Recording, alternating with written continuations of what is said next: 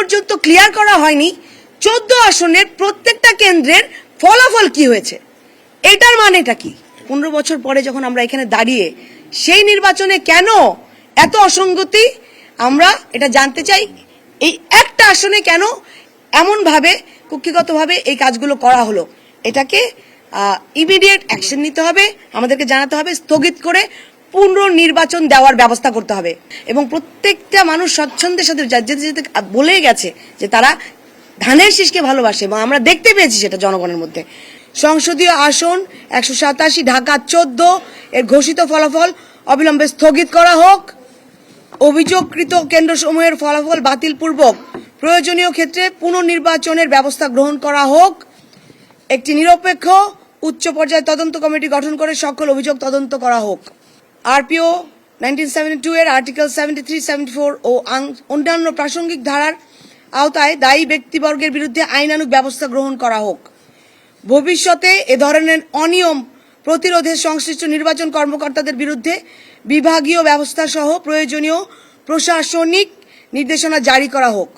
ন্যায় বিচার, ভোটারদের সাংবিধানিক অধিকার ও গণতান্ত্রিক প্রক্রিয়ার সুরক্ষার্থে আমরা আপনাদের জরুরি হস্তক্ষেপ একান্তভাবে কামনা করছি। ইলেকশন ইঞ্জিনিয়ারিং এর অভিযোগ দিচ্ছি। একমাত্র একটা আসন যেখানে সকাল থেকে আমরা মানে এইগুলোর সম্মুখীন হচ্ছিলাম, কিছু আমাদের পোলিং এজেন্টকে বসতে দিচ্ছে না কিছু কেন্দ্রে। তারপরে বিভিন্ন সময় শুরু হলো যে প্রশাসনের আংশিক অংশ দ্বারা এবং ওই যেই একটা প্রতিদ্বন্দ্বী দল জামাত ইসলামের মানুষজন এসে আমাদের যে কর্মীরা তাদেরকে মারধর করে তাড়িয়ে দিচ্ছে কেন্দ্রের সামনে থেকে। এই একটা পরিস্থিতি সৃষ্টি করা হয় কারণ সাধারণ জনগণ ভোট দিতে চায় নিরাপদ একটা পরিবেশের মধ্যে। যখন এরকম বিশৃঙ্খলা করা হয় তখন কিন্তু তাদের ক্ষেত্রে এই জিনিসটা কমে যায়। সানশাইন আটা ময়দা সুজি, ভালোবাসায় তৈরি। বিভিন্ন কেন্দ্রে ভিতরে এত স্লো ছিল ভোট গ্রহণটা, দোতলা 3 তলাতে আমরা নিজেরা গিয়েছি দেখেছি। প্রত্যেকের কমপ্লেইন 2 ঘন্টা 3 ঘন্টা তাদেরকে দাঁড়িয়ে করে রাখা হচ্ছে। প্রায় 500 ভোটার 2 ঘন্টা থেকে 3 ঘন্টা দারুস সালামের কেন্দ্র প্রাথমিক বিদ্যালয়। এরকম আমরা প্রত্যেকটা কেন্দ্র ভিত্তিক অভিযোগগুলো দায়ের করছি।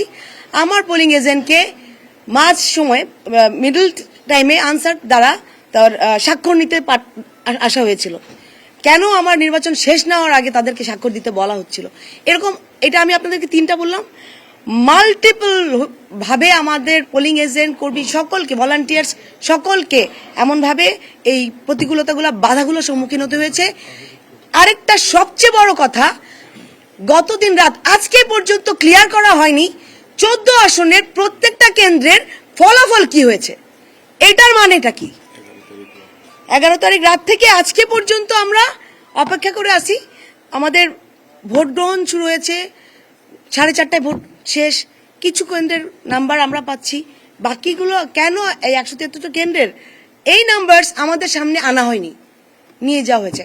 এইগুলোর জবাব জনগণের সামনে আনতে হবে, পরিচ্ছন্নভাবে ক্লিয়ার করতে হবে, জবাবদিহি করতে হবে। কারণ আমরা জানি, আমরা দেখেছি কতজন ভোটার ভোট দিতে এসেছে এবং প্রত্যেকটা মানুষ স্বচ্ছন্দের সাথে যেতে যেতে বলে গেছে যে তারা ধানের শীষকে ভালোবাসে এবং আমরা দেখতে পেয়েছি সেটা জনগণের মধ্যে।